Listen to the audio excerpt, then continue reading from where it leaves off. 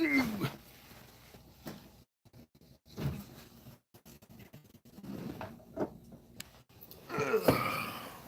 have mercy. All right, let's wait on a couple people. Let's see here.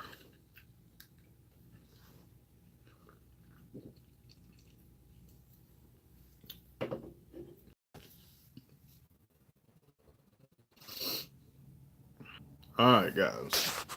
Like I said in the last video, we're gonna do like a two-part segment to the leaving of Carrier One, and then go on to the next company. So the new company that I'm going to is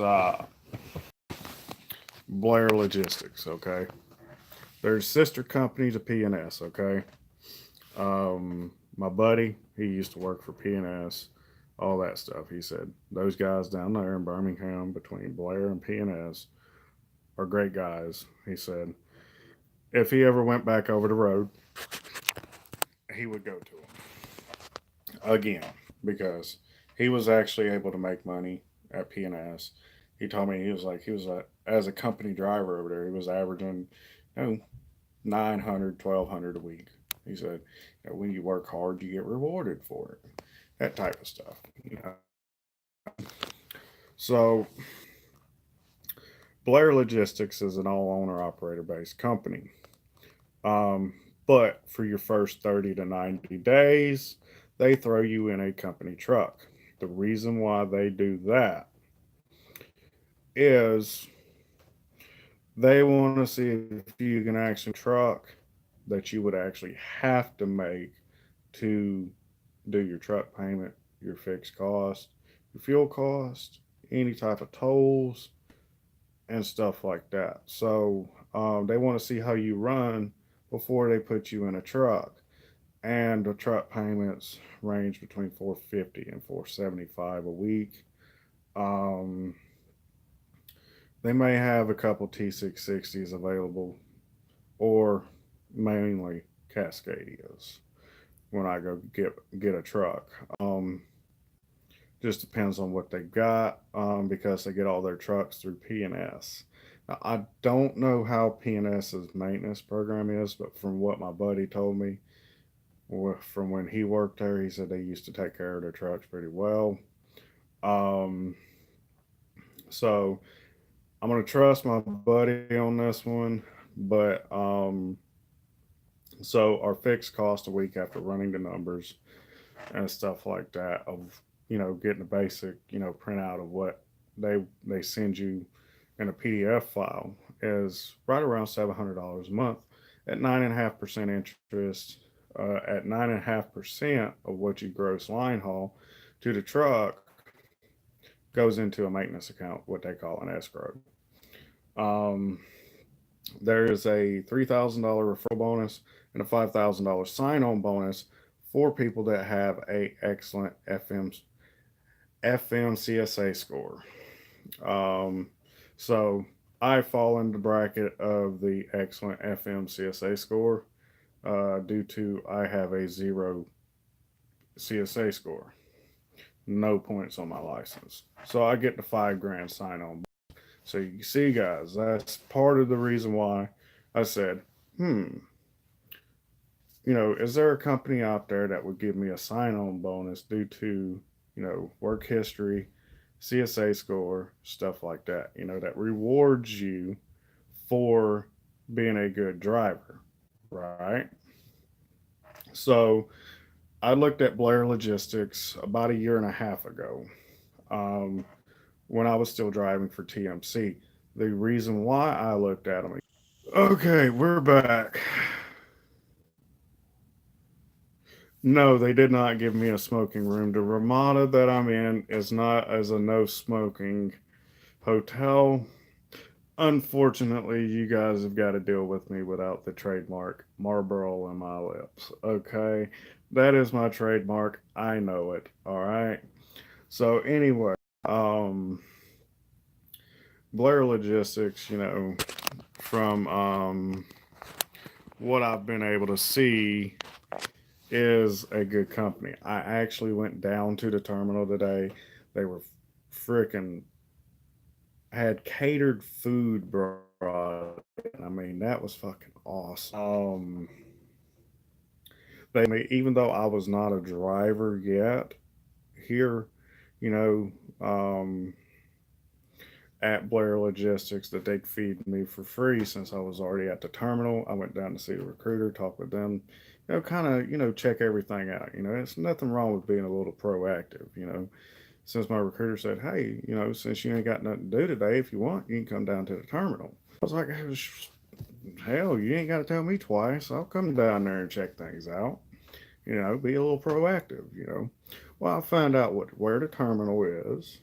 Found out, what is involved into getting into the terminal and stuff like that. It's really not that bad to get down in there. But the Blair Logistics terminal does not have their own truck parking.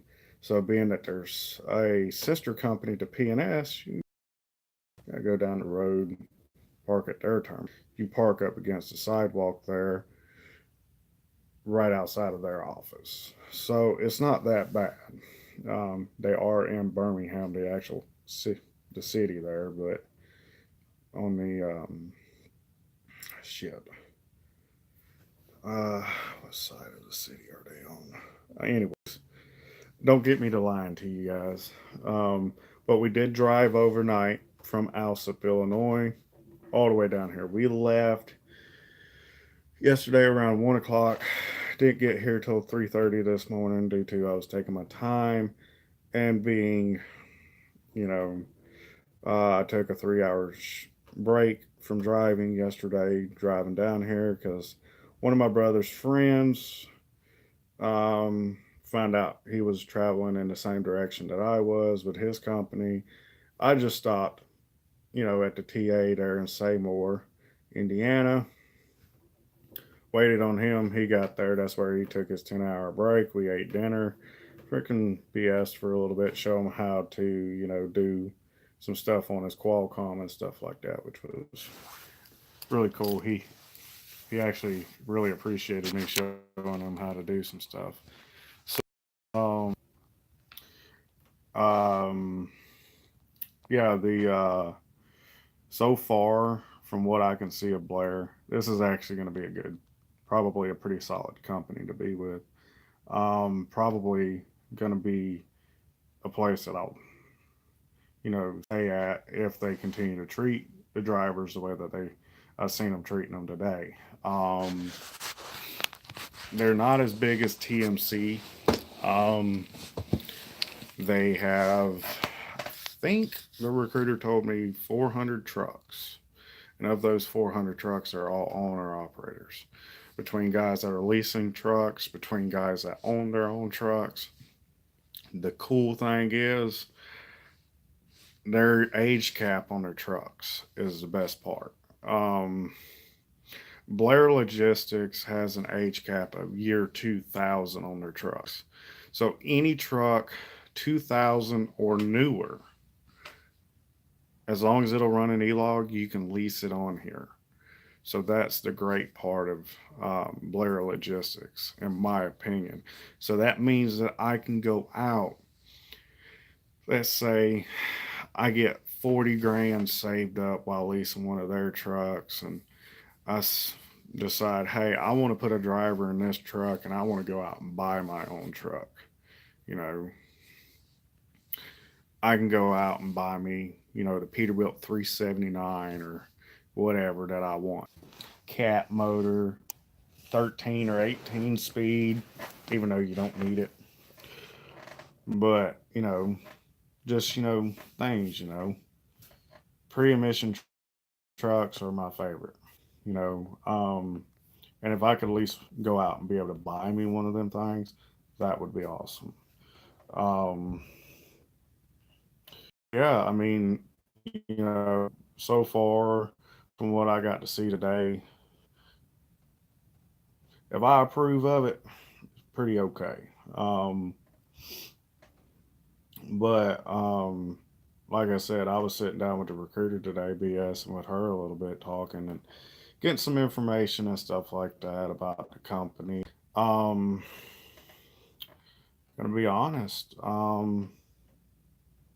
Got everything, answered that I needed answered today, and um, really cool. Yeah, I do start on Monday, Dave. Um, it was really a good deal. They had catered Italian food today, and I forgot to get a piece of that chocolate and strawberry cake and take it with me back to the hotel. And the Italian food that they had lasagna and some sort of like chicken Alfredo, I think it was, and it was good. And I ate like a fat kid ain't never ate before. I tell you, Jesus. Um, yeah, it was great. And then I got to meet one of the safety managers here and all that. Her name's Sarah. She's a really cool person. I actually talked to her for a little bit and all that too as well. So we will be breaking down that sign-on bonus once I find out whether they still do it or not. I think they still do because they wouldn't, or if they've changed the breakdown of the way it's paid out. I will be letting you guys know how that is and stuff like that. We'll be probably somewhere in the neighborhood of 60 days out before we get our actual truck that we're going to sign the contract on. That'll give me 8 weeks. If not, they'll push me out to the 90 days. So that'll give me 12 weeks to save. 12 weeks of saving. If I can save, let's say, 250 a week. 250 a week, I can save $1,000 a month. So, you know, if I can save another $3,000 before I take this leap back into another lease purchase, that'll be a great thing. That means that when I go to pay for, some stuff, I can pay up front for it, or, run a little bit, let me get adjusted to it, and then get more money put back and pay forward some of the upfront costs, such as load securement, some of the other stuff. That way, I can get that paid and put more money into my pocket instead of it coming out as a deduction every week or something like that. You know, so we'll just have to see. And if I can push it out as far as I can, freight will be coming back up here soon. So I will be starting at the right time instead of the wrong time. Um, uh, and hope to God that these guys live up to what they tell me. Because they told me when I called them, they said, if you work hard, you can make money. And they said, with your CSA score and stuff like that, they said, obviously, you know how to run a truck because if you didn't, you would zero on your CSA score. Um, and to be honest, guys, out here, your CSA, you know, your CSA score, your CDL, and stuff like that. Your CDL is basically like your first child. How protective you were of them, and like one of your kids and stuff like that. That's how you got to treat your CDL out here. Because if you don't protect it, it'll be gone like that. Um, and all that. So you got to be very cognizant out here of what you do, because anything that you do out here that the DOT sees is no, we can't let that guy do that. They will take that away from you. So, yeah, guys, we're going to cut this video. It's getting a little bit longer than what I want it to be. So, you guys stay safe. Have a great night. We're going to be posting that video tomorrow about Kiwi. So, stay tuned and stay posted for that. You guys be safe out there. Have a great Friday night. Remember, keep the shiny side up, the greasy side down. Watch what you do around a truck. And we gone. 10-4.